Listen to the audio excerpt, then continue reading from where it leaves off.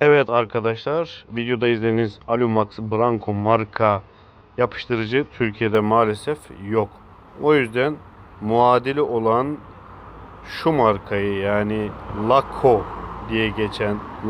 diye geçen markayı paylaşıyorum. Bu markadan Türkiye'de mevcut. Burada da ürünün resmini paylaşıyorum. Takipte kalıp abone olup yorum yapmayı unutmayalım. Bana ulaşmak isteyen arkadaşlara şuraya numaramı bırakıyorum. Hepinize hayırlı günler, hayırlı işler diliyorum.